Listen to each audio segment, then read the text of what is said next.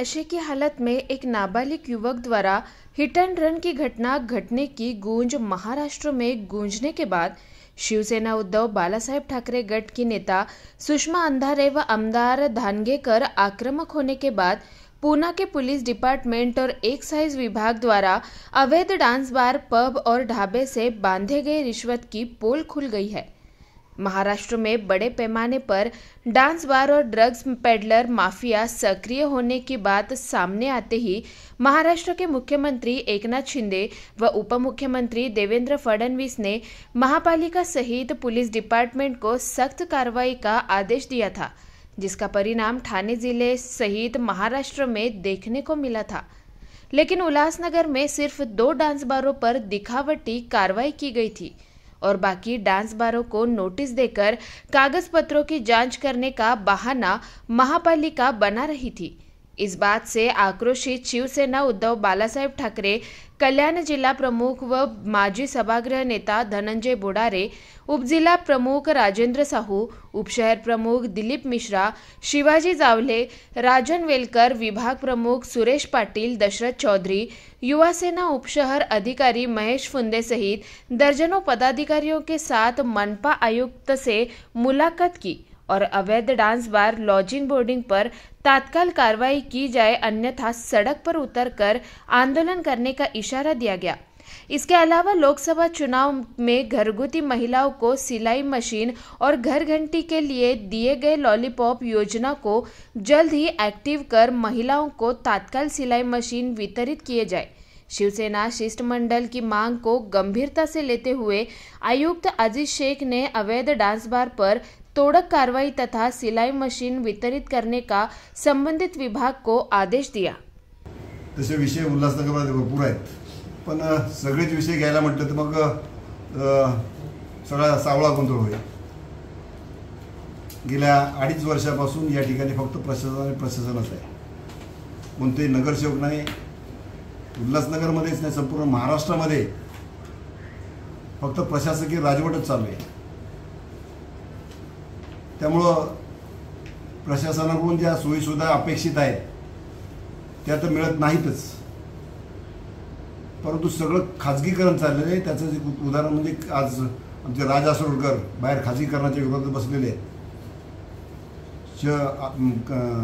अभियंता, डॉक्टर्स, अगदी वॉटर सप्लायचे सगळे वालमनपासून सगळे एक कॉन्ट्रॅक्टवर घेतलेले आहेत।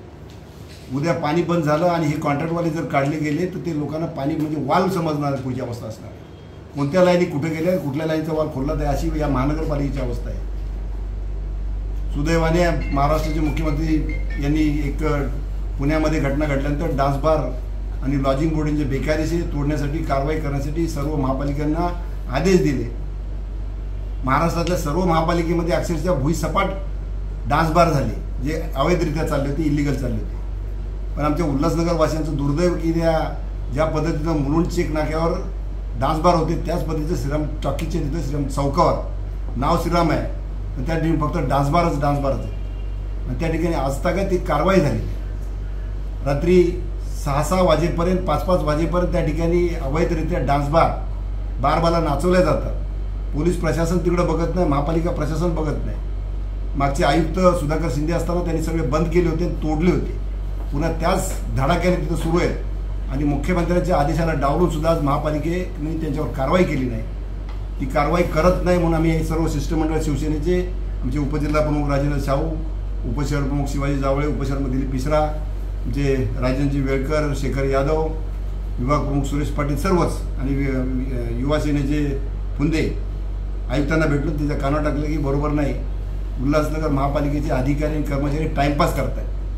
श्रीराम चौकावर आपण 2 डान्स बार कारवाई केलेली आहे जेसीबीच्या सहाय्याने। ती तकलादू कारवाई वाटते, ती वाटत नाही। मी सांगितलं 100 फुटावर किंवा 150 फुटावर असेल 70 बार भुईसपाट केलेलं आहे आणि इथं कारवाई झालेली अगदी तात्पुरती झालेली। ज्या गोष्टीमुळे या समाजाचा विध्वंस होतोय, तरुण पिढी बर्बाद होते, नशा आहे, सगळ्या प्रकारची नशा आहे, त्या पिढीला बर्बाद करण्याचं काम महानगरपालिका करते असं माझं जाहीर आहे। ते जर सिद्ध करायचं असेल, आम्ही चांगलं करतोय, तर उद्यापासून आयुक्तांनी आम्ही सांगितलं की नाही, जे इलिगल त्याच्यावर कारवाई झालीच पाहिजे। याच्यात गट महत्वाचा नाही, शहराविषयी असलेले आमचे असतात. त्यांना काय बंधन असतील माहीत नाही, पण आम्हाला कुठली बंधन नाही. आम्हाला लोकांसाठी काम करायचे आणि जे चुकीचे त्याच्यावर हातोडा पडलाच पाहिजे. जर नाही पडला तर या प्रश्नाला जागा करता आम्हाला आमच्या स्टाईलने येतं, ते करू. त्याचबरोबर दुसरा मुद्दा होता, एक अगोदर चर्चा केल्याप्रमाणे डान्स बारचा विषय, त्याच्यावर कारवाई झालीच पाहिजे. आणि दुसरा विषय, जो निवडणुकीपूर्वी, लोकसभा निवडणुकीपूर्वी गोरगरीब महिलांना केंद्र शासनाच्या योजनेमधून शिलाई मशीन आणि घरघंटी वाटप होणार होतं. जवळपास 3,500 महिलांची नावं जी दारिद्र्यरेषेखालची किंवा कुठले आहेत ते त्यांनी लिस्ट तयार केली होती. त्यांना देण्यात येणार लिस्ट PDF सुद्धा प्रत्येक महिलेला पाठवली की तुमचं नाव याच्यामध्ये आहे लॉटरी सिस्टमने. त्यातल्या बहुतांशी महिलांना काही मध्ये बातम्या आल्या होत्या की चोरट्या पद्धतीनं काही लोकांना देण्यात आल्या, काही महिलांना देण्यात आल्या.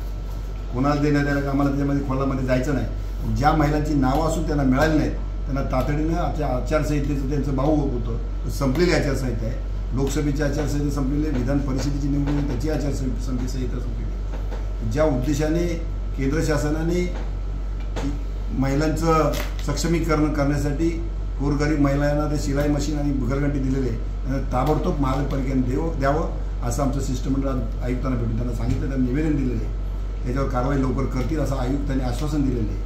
नहीं दिल्यास सर्व महिलांना घेऊन आम्ही तर महापालिकेमध्ये येणार. उल्हासनगर सहित ठाणे जिले की खबरों को सबसे पहले देखने के लिए हमारे न्यूज चैनल दबंग हेडलाइंस को सब्सक्राइब करें और बेल आइकन को क्लिक करें.